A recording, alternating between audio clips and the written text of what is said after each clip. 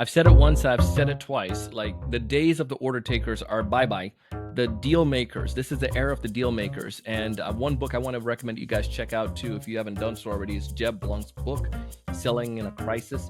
Now, in particular with this episode, I'm not interviewing Jeb on this episode, but the principle here is still going to apply. I'm talking to a friend of mine, is Joe Khoei. And Joe is going to talk to you and share about how you could make sure that you get the ear of executives.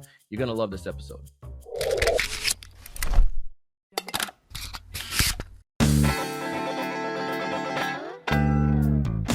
Hey, everyone. Welcome to another great episode of the Sales Evangelist Podcast.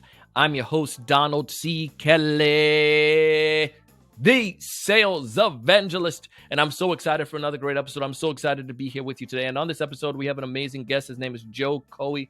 Joe and I got a chance to connect, and Joe is going to talk to us about two things that executives want. If you're trying to grab a meeting right now with an executive, you need to make sure that you understand the two most important reasons why senior executives will meet with you. He's going to break that down. He's going to share that in this episode. Joe runs an organization because he started off coaching and helping sales professionals, and then he saw sales, helping people with sales. But then he saw that it was their problem go deeper than sales. It was actually they needed issues with they had website challenges, and then they had lead challenges. And he started doing this stuff over 10 years ago now, and it runs an amazing agency. And you can find more information about him in the show notes. He's going to share some screen. Dude's going to give you down to the details, give you an example of how he does this with his clients, because executives want to meet with people who can create deals, not people who are going to send out this bogus, stupid, just like generic email. I want to do business with you. We can help you save money. Like, give me something concrete. And that's what this era is all about right now. This is why I recommend you check out Jeb Blunt's book as well. You can find information about it. It's Selling in a Crisis, and we all know that we have some challenges going on right now. We have some financial crisis going on in globally. So check out this podcast. Check out the stuff here. If you haven't done so already, go ahead and follow your boy Donald C. Kelly on LinkedIn. Subscribe to this podcast and take this link and share it with one other person that you like enough to improve their sales game. As we go ahead and get a chance to dive in, you're going to learn a little bit more about Joe, some of the good things that he's doing, and then you're gonna be schooled on this content. I'm sitting here taking notes during this episode, so you'll see some of that as well. Anyways, let's go ahead and dive in. Joe, welcome to the show. Thank you, Donald. Good to see you. Oh, I am so excited to see you. I'm so excited to chat with you and to pick your brain on this topic. It's one that it's near and dear to my heart. It's fun because I feel this is sales. I feel that oftentimes a lot of sellers are they're order takers, and then there's deal makers, like people who actually create opportunities. And there's something powerful when you can create something, especially when you're working with executives. And I want to pick your brain on that. I bragged about you a little bit in a teaser there, but why don't you take a few minutes and explain to us a little bit more about what you do? So SalesX it's an advertising agency. We started out. I started SalesX back in 2010, wanting to be a sales consulting company. But then everybody that I got the first half a dozen deals, and they all needed better websites. So I was like, okay, I'm an engineer. I'll do your website. Then they needed SEO, so I'm like, okay, I can do SEO. I'll learn how to do SEO. Did their SEO. Then they needed pay-per-click advertising, like ads, so I learned how to do that. And then we scaled. This is like all happened in the first year. Then we started scaling the PPC side of things, and we do Google Ads. We're kind of the top echelon of the Google Ads agencies. Well, my background, I started out as an engineer. Then I saw that I was doing stuff that the sales guys had sold in the products functionality that didn't exist. And then I went over there to see have a chat with the sales guys to see what the heck is going on. And they were all gone. And I talked to the admin. I said, where's everybody? And they were all off to Hawaii on President's Club. So I'm like, oh, wait a minute. Wait a minute. I should be in sales, not in engineering. So I went back to school, got my MBA, and leveraged that to get a job at Oracle as an inside sales rep. And that's kind of where I got most of my sales training, got my teeth cut on making outbound calls. And I did that for about 4 years. And that was back in like the year 2000. So fast forward to 2010, that's when I started SalesX. So even though we're an ad agency, sales is still near and dear to my heart. Um, yeah, You have to do it. Like it doesn't matter. Like no matter what business you sell, you're in, right? You're 100%, and you can do all the right things in the world and get people the leads and get them the opportunities. But if they can't sell, they that's another right, problem, right? right, So right. they got to do it. So I love it there. Here's the thing. You said you was at Oracle. You spent some Yeah. time. Hmm. So not a small organization. You know pretty work with some pretty big companies. When it comes to the fact of getting in touch, LinkedIn has some data, some stats, and one of the things that they shared was that um, they said that email outreach has gone up by 50%, 50% since Hmm. the pandemic. Reply rates has decreased by 30% since that time period as well. Right, Buyers are being over bombarded with onslaught of information, and executives email box. I mean, average person receive 150 per day. They're probably receiving 300. I want to stand out, but to grab the right. attention of an executive, it's not going to be as easy as back in 2000 or 99 or maybe even the 80s. Like executives think a different way. There's a problem that we have right now. That's the problem. Is that some of the things that you see as well when it comes towards sales rep trying to get in touch with executives? Like, am I off on this? No, you're exactly on. So basically, what happens is there's too much spray and pray going on, right? You get all these generic messages, and they're mostly coming in from bots as well. And then you get a Mm-hmm. generic follow up that says, "Hey, I didn't hear back about this," and then another one is like, "Hey, I'm trying for the third time," and you know that it's not somebody that actually said that because in the first email you got nothing that caught your attention, and the second email you got nothing again, and the third email you got nothing a third time. So it's the result's not going to change. I mean, as long as you're giving nothing, you can expect to get nothing in return. And so what I was saying is that senior executives do want to speak with salespeople, and Why? there are two reasons why they would want to speak to Okay. salespeople. One is if the salesperson has something to say to them that they don't already know. And two is if the salesperson says something to them that their own team cannot get the answer to. So their own team or their own staff can't figure out the answer to something that the salesperson is going to provide, and they don't already know it. So if somebody has something that hits one or both of those, then yeah, you could talk to a CEO of a Fortune 500 company. That might be a little bit of a stretch, but you could definitely get the ears of CEOs of large companies if you have something that they can't figure out on their own and that their teams can't figure out for them. And a lot of that, salespeople have that information because salespeople are seeing, they're playing in a vertical where they're seeing the competitors' information. And even though you can anonymize the information, but you could talk about those concepts. So you have to be smart about what you're saying. You have to think about who is it that you're targeting. You can't say, "Hey, we can't help you. Why don't we have a chat?" It's like, yeah, no, that's not going to happen. So you bring up a point here. The generic bots, the automated thing. People are getting a little bit lazier. There, it has to be something that they can't find internally. I mean, how do I get that information though? You said salespeople may have that, but how do I determine that this executives need what I have rather than, you know, like I imagine me as a junior seller and I have to reach out to the executive. What type of insights are you talking about here on this? So If you could give me an example. yeah, of course. When I was, for example, anybody that's working in sales has access to case studies, right? Hmm. So you talk to somebody, you finally get them on the phone, you give them the pitch, and they're like, "Okay, send me something."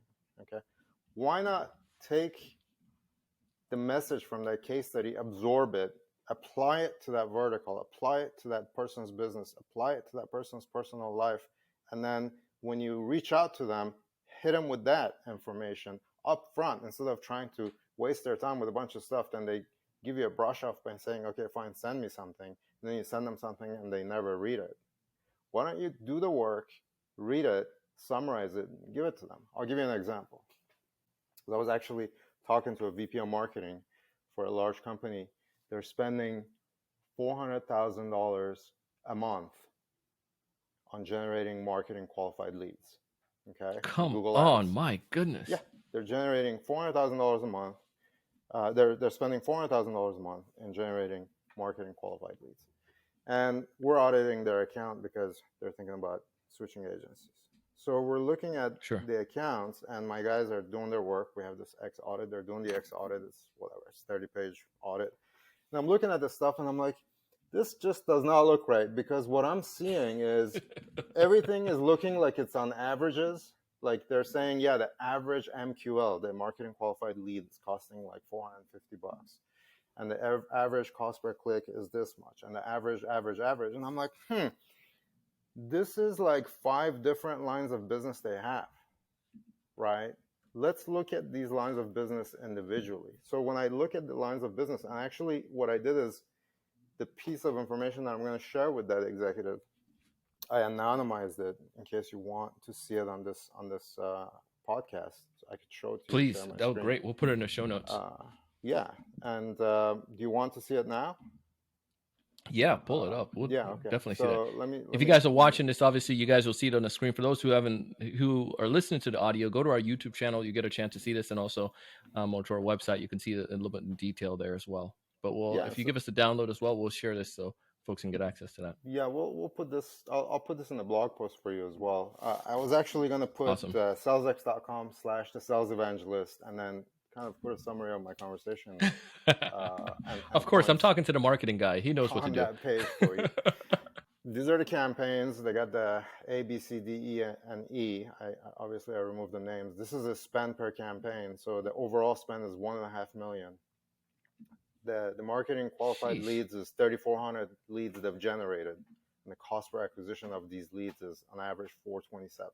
Okay, but here's the problem. When you look at the closed leads, it's 96 of them. So the close rate is only 2.6%. So their salespeople had to call 3,465 leads to close 100 deals. So that's a pretty devastating. To me, if I had to make 3,500 leads to close 100 deals, I would kind of be devastated, because it's like, wow, these leads, they kind of suck. And then, but this is where kind of this is where the crux of the problem really showed through, because the cost per closed lead, right, in this one campaign, the C campaign, the cost per closed lead is $9,600, but on average, even including that 9,600, the cost per closed lead is 17 grand.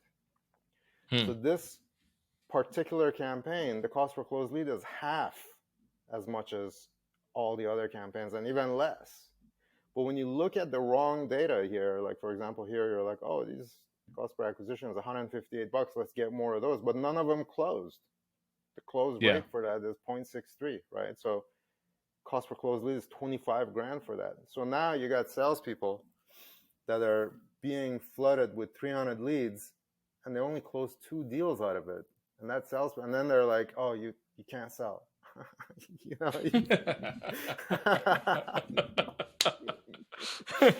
So what I did is I said, all right, well, how can we fix this? Fine. You know, one of my early experience in I was working at a company called Novelis before Oracle. This was my first job out of college, and I had this Scottish manager. I was in the manufacturing engineering department, and I pointed out some problem, and he's like, "Well, what's the solution that you propose?" And I didn't have any. And this is like the 90s, you know. And he started cussing up a storm about how I should never open my mouth about a problem unless I have a solution in mind. And this is back in the day, you could cuss, you know, it wasn't a big deal. It wasn't an HR issue. So since then, it's like, okay, so now we're talking, all right, fine, $9,600 cost per closed lead. It's obviously half of the rest. So how can we increase that? Well, we look at the impression share, which is how many times people are searching for some keywords versus how many times these guys' ads are showing. It's only 14%. And normally you don't hit like you can run that up from 14% to like 75% before you see a marginal reduction in the benefits. So there's a lot of room to grow here, but that money is being spent on all these other stuff where the cost per closed lead is astronomically high. So I did like a quick projection, assuming even unimproved close rates, that they could close the same number of deals, the 96 deals, if they only bump that impression share from 14% to 50%, which is still well within a doable margin. Like I said, you can run it up to 70%, and it's completely doable. And Wow. they would basically, their cost would be 918 grand instead of 1.5 million, so they would save 600K on that one quarter. So if I'm reaching out to a VP of marketing, okay, VP of marketing, let's say my job is to reach out to a VP of marketing. VP of marketing knows what MQL means, because MQL is marketing qualified lead. You know, if you're a VP of marketing, you don't know what that means, then we can't do business. But they know what that means. So you call you call the VP of marketing, or your email to the VP of marketing is like, saved 600K on generating the same number of deals from MQLs over a course of a quarter out of 1.5 million. That's a tremendous amount of savings. Okay, if you take the 600K divided by the 1.5 million, you're talking 40%. Okay, so it's like you just spend $1.5 million in generating marketing qualified leads. How would you like to do that with 40% less? Do the same thing. So it doesn't even require me to, what you're going back to is that it doesn't require me to know even great insights, data about your company. It's, if I can go to an ideal customer with similar challenges, basically the same ballpark, I can replenish the same data, the same insights, but it needs to be something that have more meat to it, rather than I can help you to be more successful, I can run better ads for you. It needs to be something like this, where you bring some insights on a problem that I could be facing, is what you're saying. Absolutely. And the problems are the same across the board for everybody. We all think we're unique. We all think we're the ocean, because the ego, but we're nothing but like a ripple on a wave in the ocean. So if you think somebody has, their problems are unique, they're not unique. It's just you haven't figured out how to speak their language in a way that they understand. In this case, it's a marketing VP of marketing, so he understands MQL. So if you tell him, look, I'm gonna get better results for you, it's like, yeah, everybody's gonna get better results from me. That's fine. But if we say, look, I have another company your size, and we reduced their cost for marketing qualified leads by 40%, from 1.5 million to 900K, and we saved them $600,000. I would like to tell you how we did that, and if you like what I tell you, in exchange, I would like the opportunity to see if I could do that for you as well. Let us analyze to see whether we can do that for you as well. Now, that's something they can sink their teeth into, because the other thing you could say is like, what's in it for me? Everybody's listening to that station, right? WIIF, what's in it for me?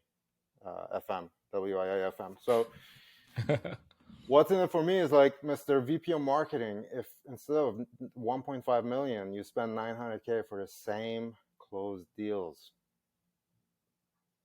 that's 600K. Would that get you your Christmas bonus? I mean, that might be a little too obvious, or too blunt. But basically, that's what it comes down to. That's what he's thinking. So we don't have to spell it out to that degree. We could hint at it, and he'll bridge the gap himself, or she. Yeah, or help you accomplish your year-end goals, or your targets for this year. Yeah, absolutely.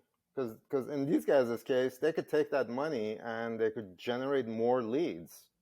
And see, the other thing is, you have like 6 different things coming in, but maybe what you need to do is, you need to, based on the data, maybe you need to focus more on these kinds of things. Maybe your business is ready for a pivot.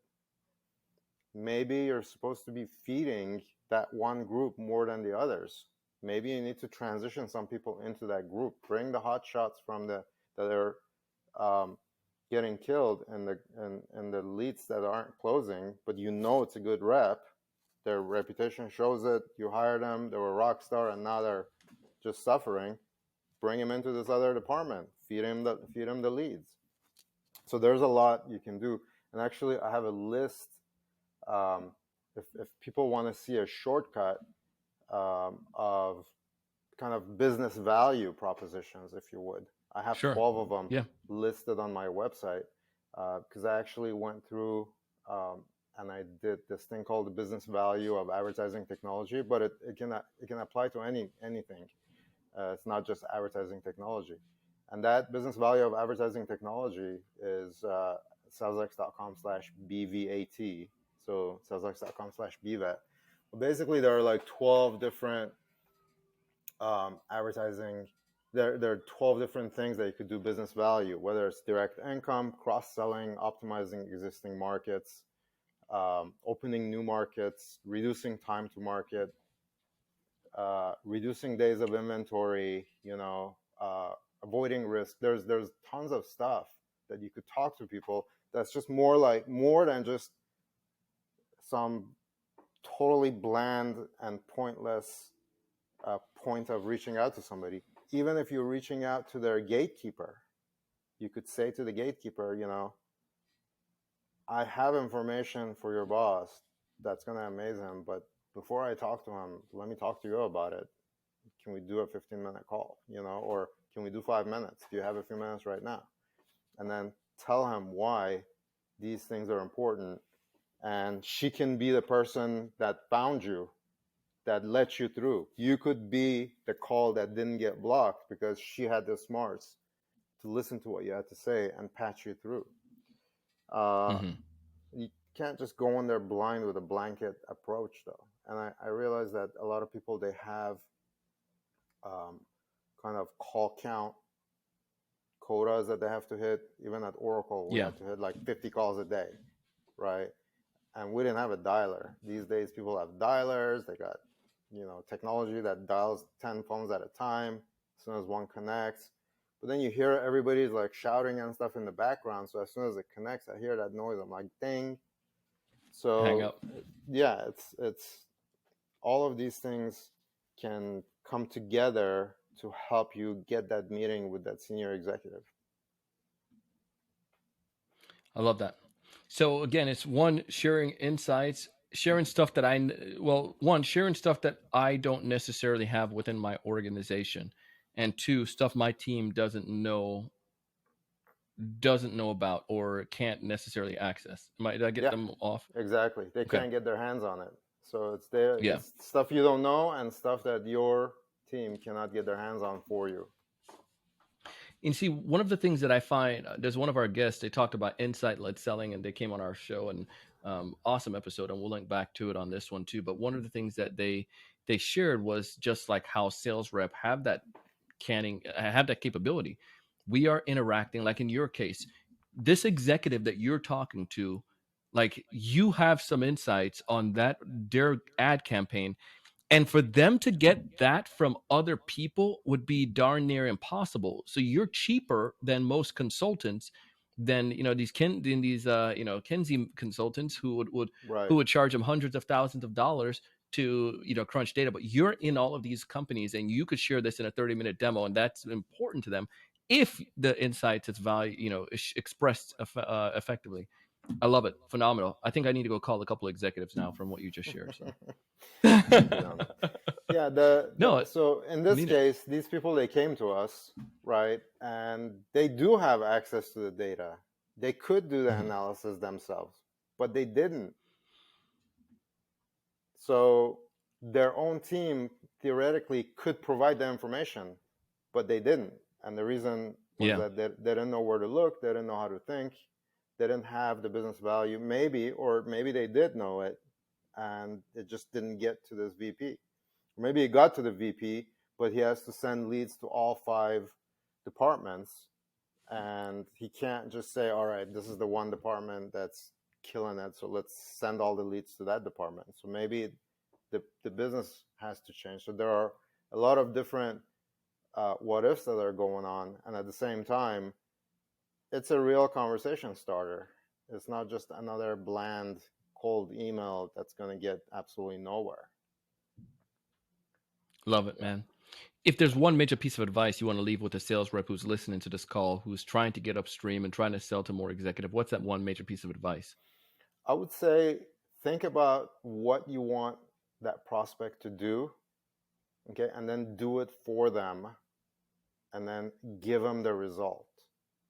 Okay, think of the prospect as a baby bird, and you're the mama bird, and you're chewing the food and putting it right down into their throats, so they don't actually have to think. Thinking is the enemy, right? If you're saying, look, we have all these killer